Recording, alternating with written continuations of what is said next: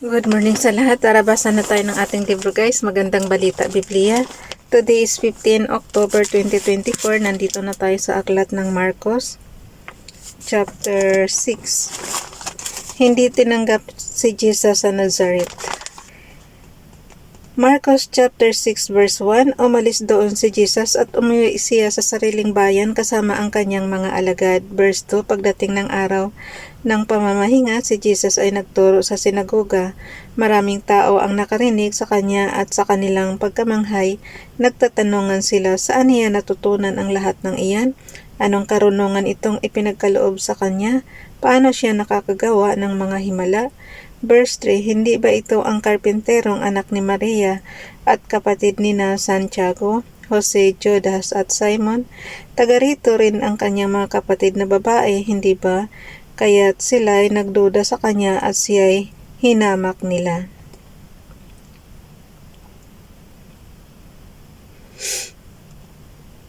Verse 4, dahil dito sinabi ni Jesus sa kanila, ang isang propeta ay iginagalang ng lahat, maliban ng kanyang mga kababayan, mga kamag-anak at mga kasambahay. Verse 5, hindi siya nakagawa ng himala roon maliban sa ilang may sakit na pinatungan niya ng kanyang kamay at pinagaling. Verse 6, nagtaka siya dahil hindi sila naniwala sa kanya.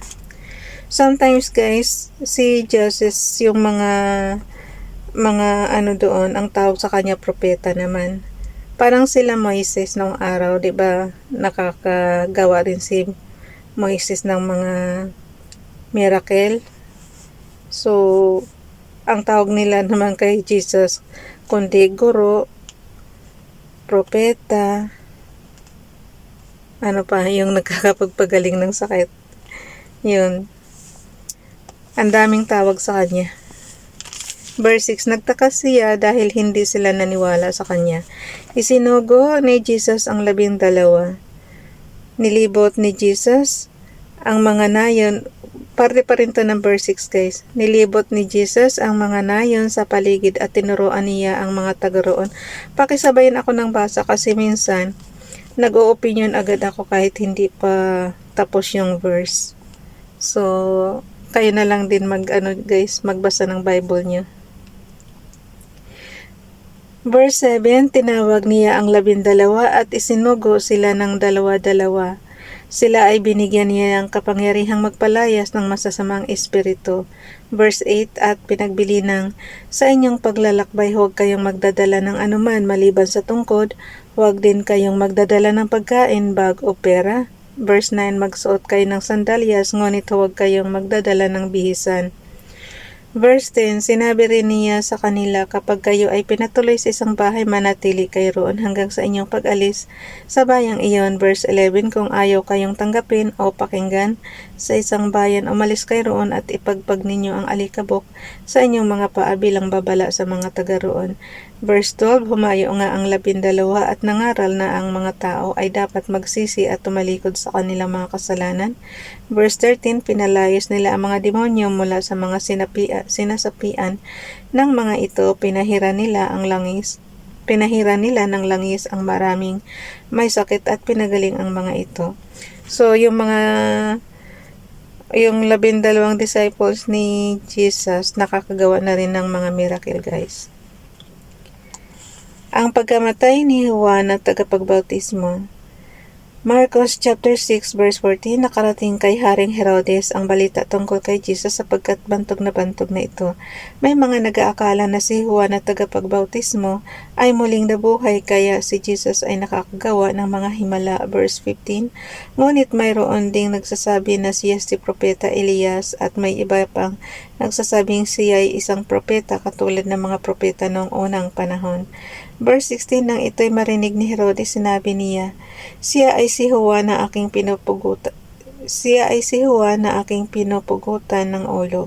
Muli siyang nabuhay. Verse 17, si Herodes mismo ang nagpahuli at nagpabilanggo kay Juan dahil sa kagustuhan ni Herodes.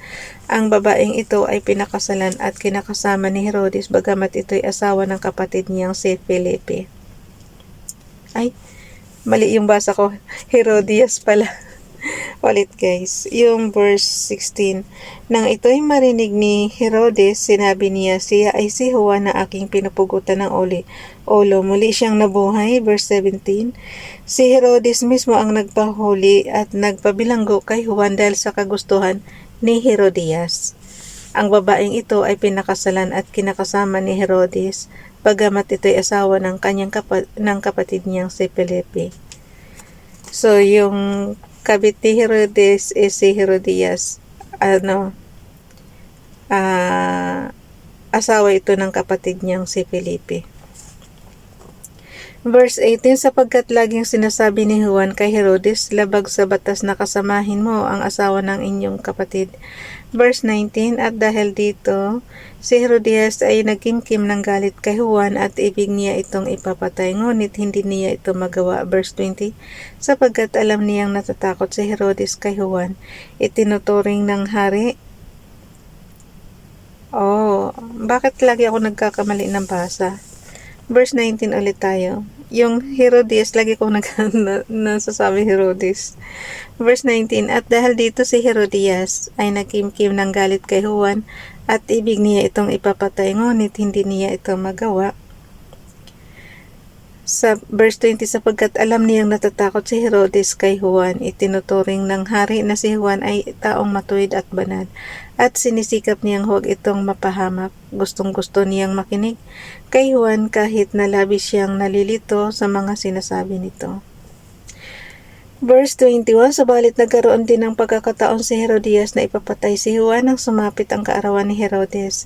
Si Herodes ay nagpahanda ng malaking salo-salo at inanyayahan niya ang kanyang mga opisyal, mga pinuno ng hukbo, at ang mga pangunahing mamamayan ng Galilea. Verse 22, nang pumasok ang anak na babae ni Herodias, ay nagsayaw labis na nasihan si Herodes at ang mga panauhin kahit sinabi ng hari sa dalaga, hingin mo ang anumang nais mo at ibibigay ko sa iyo. Verse 23, na ipangako rin niya sa dalagang, ibibigay ko sa iyo ang anumang hingin mo kahit pa ang kalahati ng aking kaharian.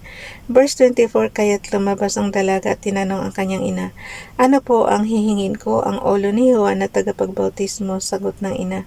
Verse 25, mabilis na nagbalik ang dalaga sa kinaroroonan ng hari at sinabi niya, ang nais ko ibigay ninyo sa akin ngayon din ang ulo ni Juan na tagapagbautismo na nakalagay sa isang pinggan. Verse 26, labis na nalungkot ang hari, subalit dahil sa kanyang sumpang narinig ng mga panauhin, hindi niya matanggihan ang dalaga. Verse 27, kaagad niyang iniutos sa isang kawal na dalhin sa kanya ang ulo ni Juan. Sumunod nga ang kawal at pinugutan niya ng ulo si Juan sa loob ng bilangguan.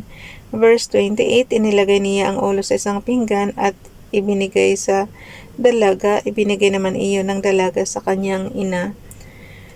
Verse 29, nang mabalitaan ito ng mga alagad ni Juan, kinuha nila ang kanyang bangkay at inilibing. Napaka-brutal naman noon.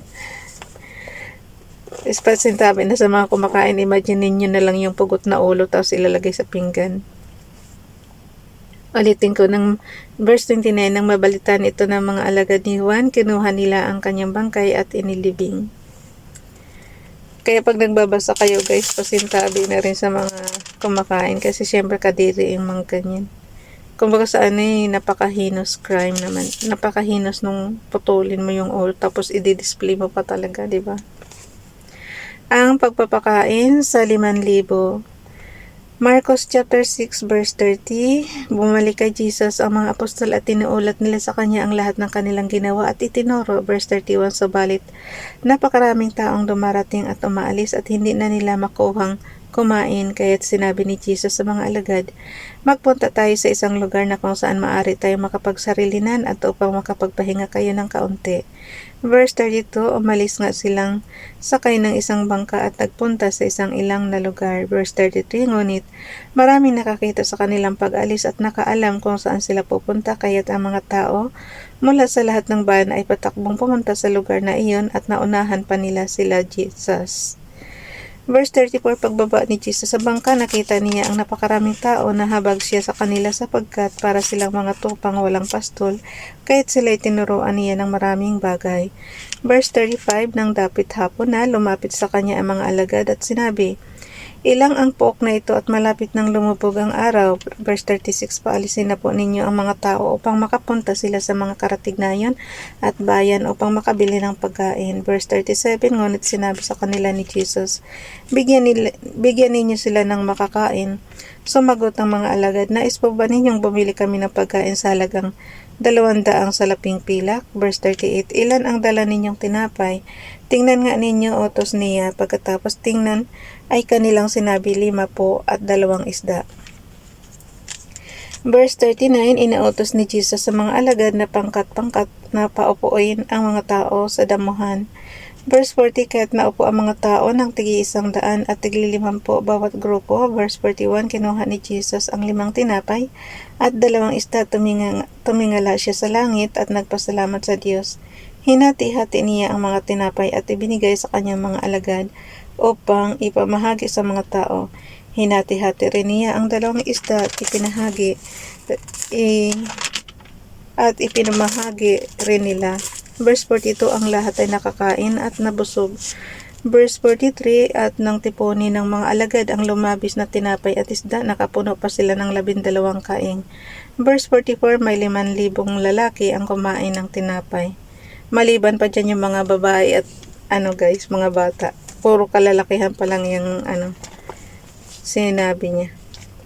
So, ganun sila karami magpakain tapos himala nga talaga.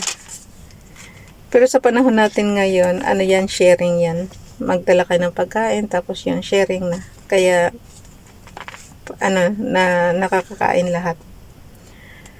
Lumakad si Jesus sa ibabaw ng tubig. Kasi ito guys, panahon pa to ni Jesus, puro miracle yung nila. Yung parang panahon ni Moises, panahon ni Abraham, yung mga ganun, yung mga talagang mga propeta sila na nakakagawa ng miracle. Lumakad si Jesus sa ibabaw ng tubig. Verse 45, agad pinasakay ni Jesus sa bangka ang kanyang mga alagad, sila ay pinauna niya sa Bethsaida. Sa kabilang ibayan ng lawa habang pinapauwi naman niya ang mga tao. Verse 46, matapos magpaalam, umakyat siya sa bundok upang manalangin. Verse 47, ang sumapit ang gabi, nasa laot na ang bangka habang si Jesus naman ay nag-iisa sa pampang. Verse 48, nakita niyang nahihirapan sa pagsagwan ang kanyang mga alagad dahil sa pasalungat sila sa ihip ng hangin. Nang madaling araw na sumunod sa kanila si Jesus at na naglalakad sa ibabaw ng tubig. Nang malalampasan na niya ang mga alagad, verse 49, nakita ng mga ito na siya ay lumalakad sa ibabaw ng tubig. Akala nila siya ay isang multo, kaya sila ay nagsisigaw. Verse 50, takot na takot silang lahat, ngunit agad na sinabi ni Jesus sa kanila, huwag kayong matakot, ako ito, lakasan ninyo ang inyong loob. Verse 51, sumakay siya sa bangka at pumayapa ang hangin. Sila lubhang namangha. Verse 52, sapagkat hindi pa nila naunawaan ang tunay na kahulugan ng nangyayari sa tinapay, hindi pa ito abot ng kanilang isip. Ulitin ko yung verse 51 to 52 guys. Verse 51, sumakay siya sa bangka at pumayapa ang hangin. Sila'y lubhang namangha. Verse 52, sapagkat hindi pa nila naunawaan ang tunay na kahulugan ng nangyari sa tinapay, hindi pa ito abot ng kanilang isip. Talagang pabalik-balik yung yung pagkasulat nila rito, na isulat na sa Matthew tapos na isusulat pa rin sa Marcos. Lahat ba ng disciples ni Jesus nagsusulat? Okay, Marcos chapter 6 verse 53, pinagaling ni Jesus ang mga may sakit sa Genesaret. Marcos chapter 6 verse 53, tumalikod sila sa ibayo at pagdating sa Genesaret ay dumaong sila sa pampang. Verse 54, pagbaba nila nakilala agad siya ng mga tao. Verse 55, kaya't nagmadaling nilibot ng mga tao ang mga karatig pook at sinundo ang mga may sakit. Dinadala nila ang mga nakaratay sa higaan saan man nila mabalita ang naroon si Jesus. Verse 56, at saan man siya pumunta sa nayon, sa lungsod o sa kabukiran, agad na inilalapit sa kanya ang mga may karamdaman at ipinapakiusap sa kanya na mahawakan man lamang nila ang laylayan ng kanyang damit, at ang lahat ng makahawak dito ay gumagaling. Bukas na itong chapter 7 guys. Tayo naman sa generation natin ngayon, makita lang natin yung doktor. Pag yung doktor, gagaling ka na agad.